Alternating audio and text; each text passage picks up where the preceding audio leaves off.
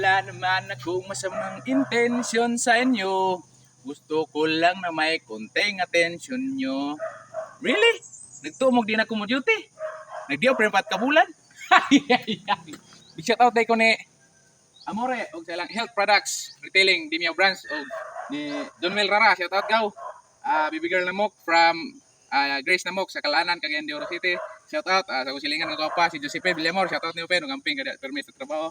Ni Joel Besto Brad, shout out nimo og ni Jerel Casinyo nga gwapa na kong iyaan og igagaw diya sa Damilag Manolo Portes Bukidnon og sa tanang magagaw na ko diya sa Damilag Manolo Portes Bukidnon. I love you all. Right?